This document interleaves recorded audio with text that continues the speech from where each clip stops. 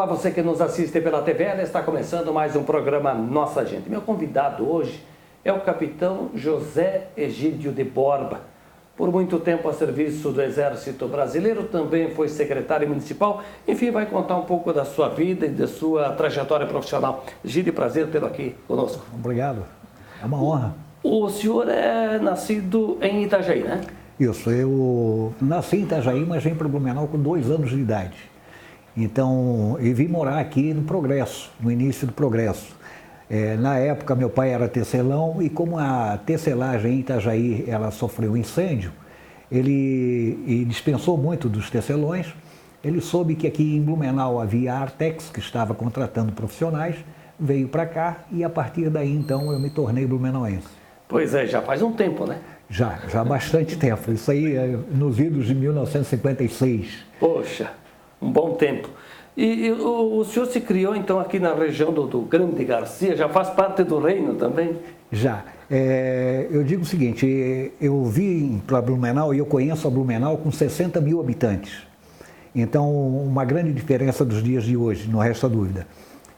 No meu tempo, aqui ainda estava engatinhando o serviço de ônibus. Então, todo esse saudosismo dessa época de infância, adolescência, tudo aqui no bairro do Garcia. Que lembranças o senhor tem ainda daquela época? Olha, são grandes lembranças, né? Eu estava comentando com um amigo há pouco tempo, hoje fala-se muito no reino do Garcia, mas eu sou de uma época que todo mundo conhecia todo mundo, né?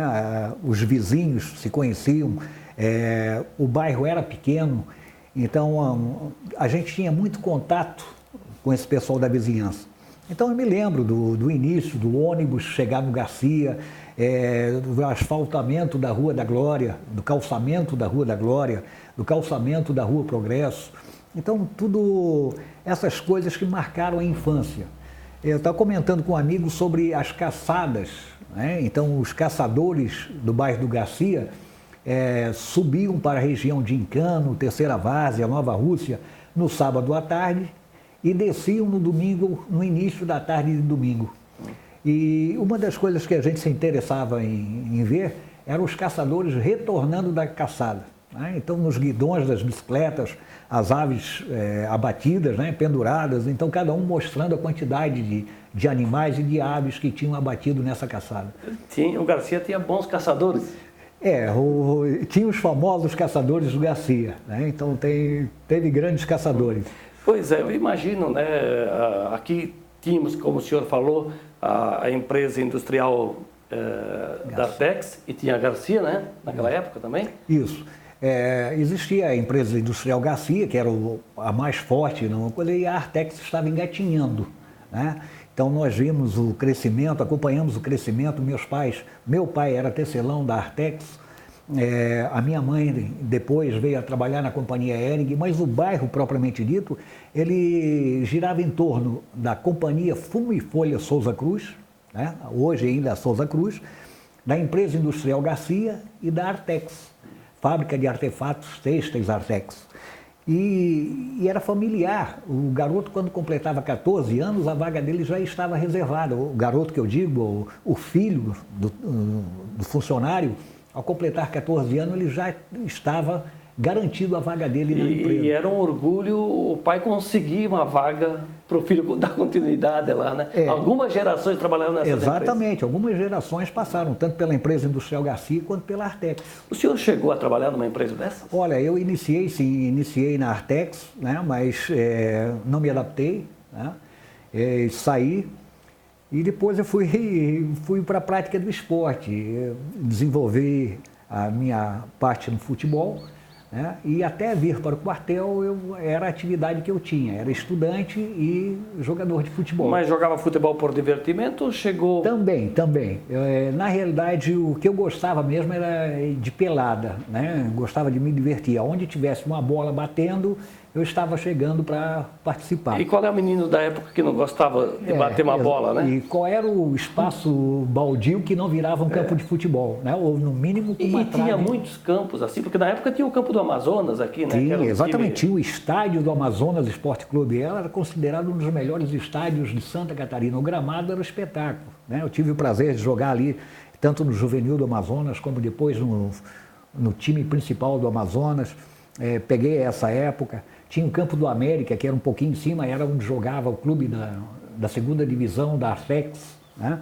Então, tinha o canto do Rio. Então, tinha várias oportunidades, né? Tinha vários locais onde podia se jogar futebol. Egídio, e a escola? Onde é que o senhor estudou aqui? Olha, eu estudei inicialmente no Colégio São José, e aí eu fui para o Pedro II, na época do ginásio, fui para o Pedro II, como era no centro da cidade.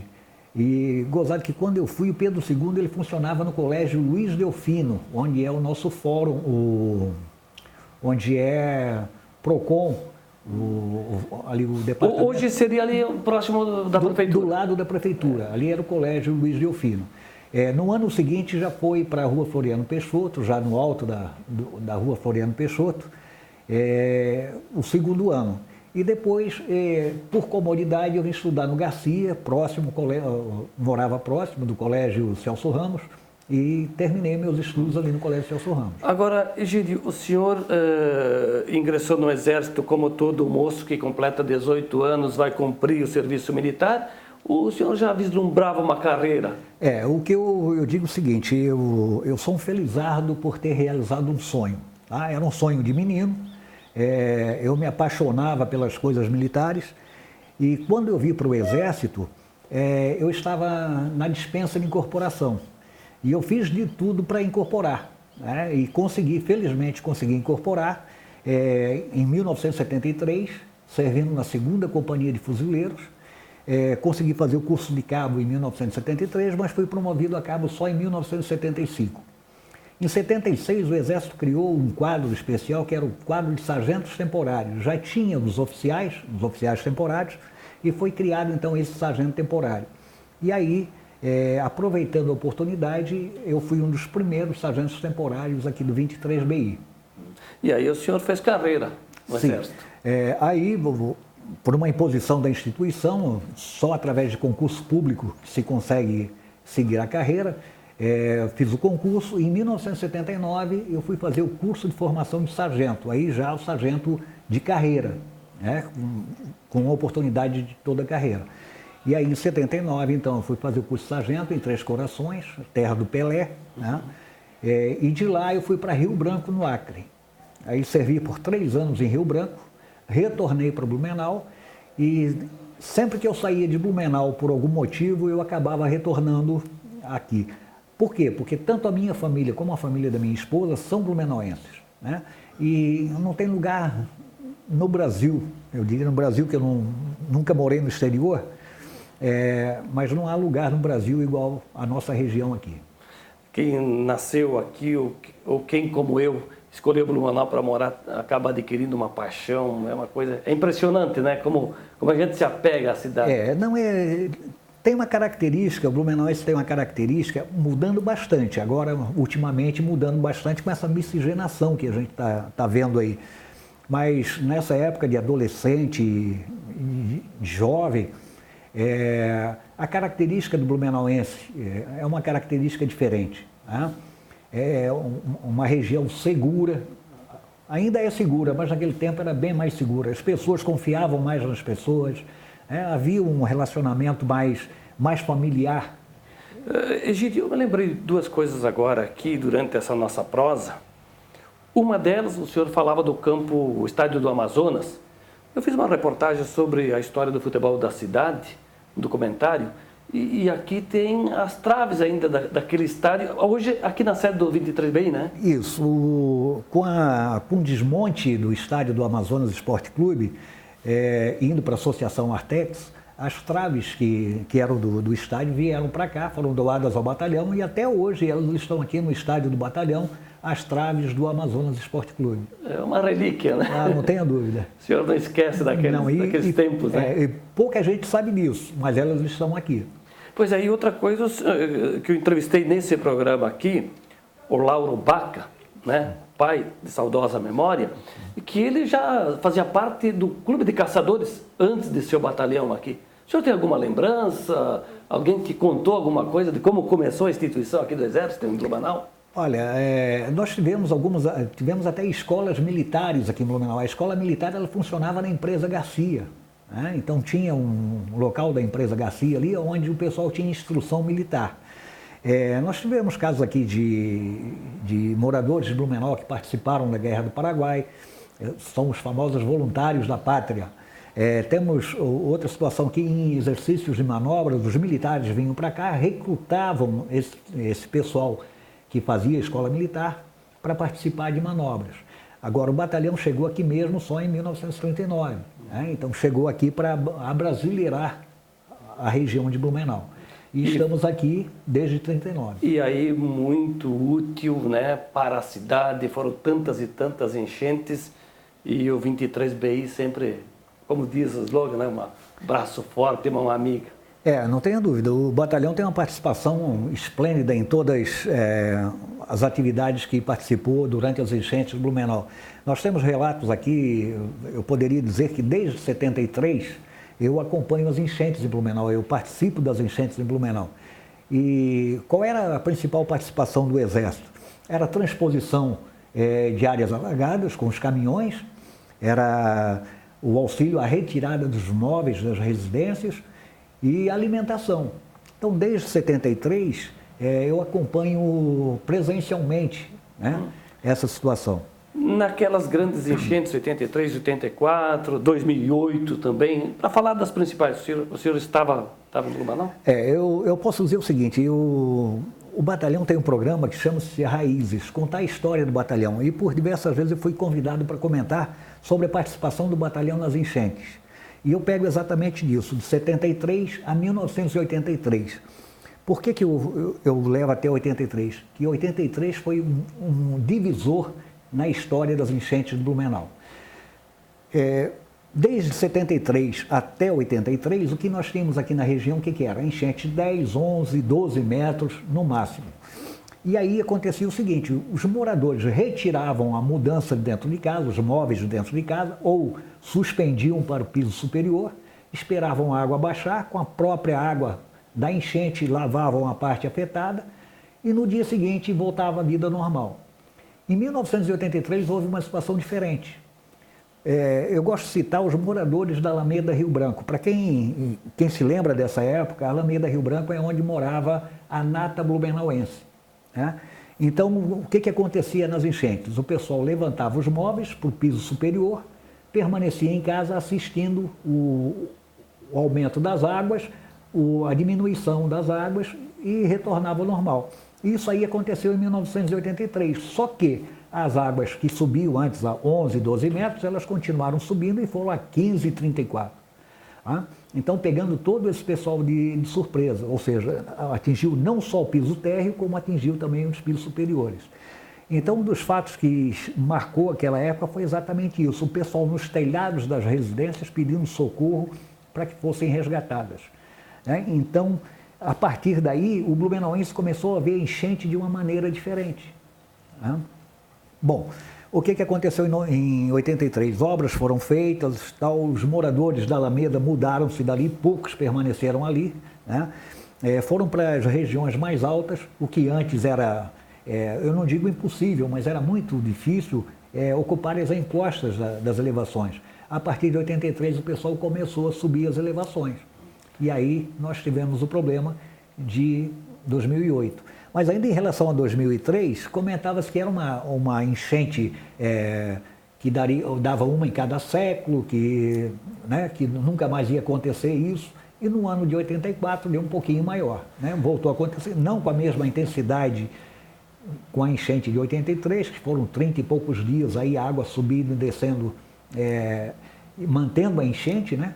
Mas em 84 tivemos uma enchente um pouco maior do que a de 83. José Egídio é o nosso entrevistado hoje, capitão do Exército Brasileiro, contando um pouquinho dessa relação do serviço do Exército com a realidade de Blumenau, que são as enchentes.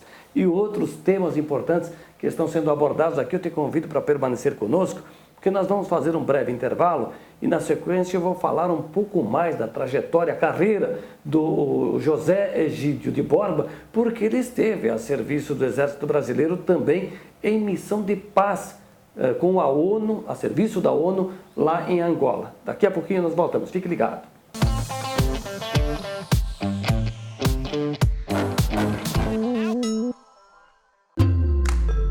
Todo dia, à 13h, tem programa inédito na TVL. Fique ligado na TV Legislativa, agora com programas inéditos todo dia à 13h e com reprises durante a semana. Programação completa no site da Câmara. TVL, informação e prestação de serviço para você, blumenauense.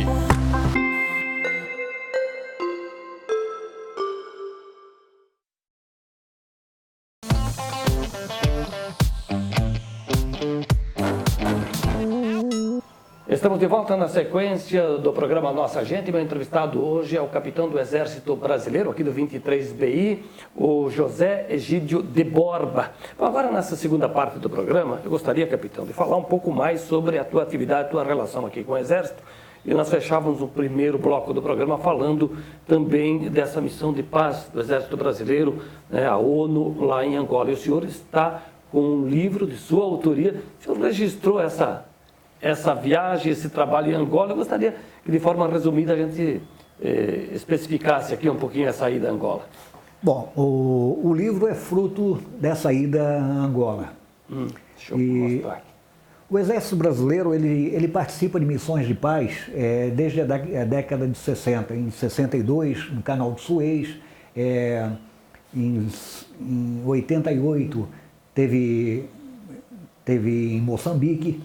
E sempre que se ouvia falar em missão de paz, era um assunto que chamava a nossa atenção.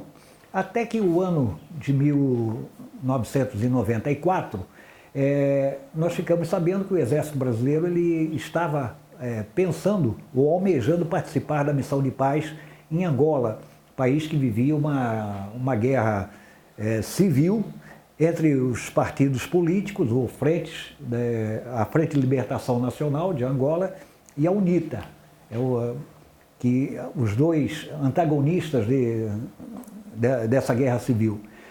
O Exército, então, montou uma força especial, mandando primeiramente uma primeira turma da região Nordeste, mais da região de Pernambuco, e na segunda leva, então, o pessoal de Santa Catarina, os alemães de Santa Catarina. E essa unidade ela foi formada pelo 62 Batalhão de Infantaria de Joinville, com um complemento do 23 Batalhão de Infantaria de Blumenau, do 63 Batalhão de Florianópolis e da 3ª Companhia de Tubarão.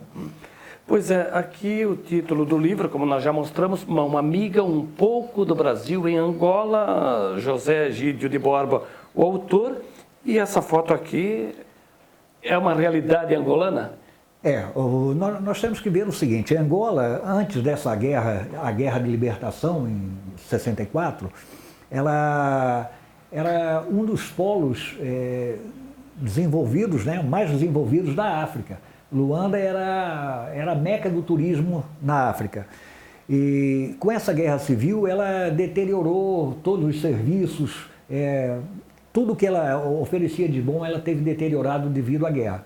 Bom, nós, quando fomos para Angola, nós fomos para a região central de Angola. Então, nós não fomos para a capital Luanda, não fomos para os centros mais desenvolvidos, nós fomos para o interior de Angola. E ali, sim, nós enfrentamos situações como se nós estivéssemos aqui no interior do país. Tá? Então, pegamos uma região onde a cultura ainda era tribal, realmente é ainda uma cultura tribal.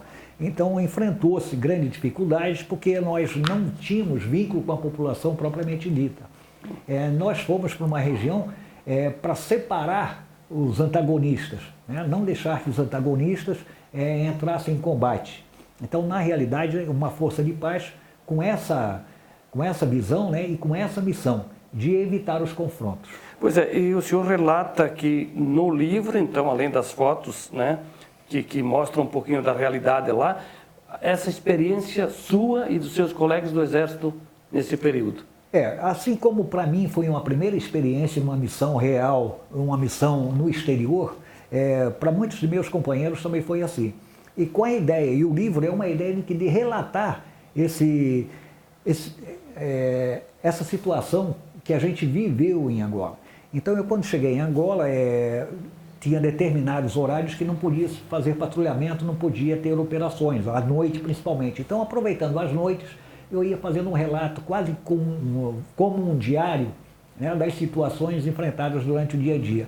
E aí, no final, eu fiz um compêndio, reuni essas informações, e aí eu coloco não só o pessoal, era mais para que homenagear o pessoal que foi, para que não se esquecesse, não caísse no esquecimento essa ida para Angola.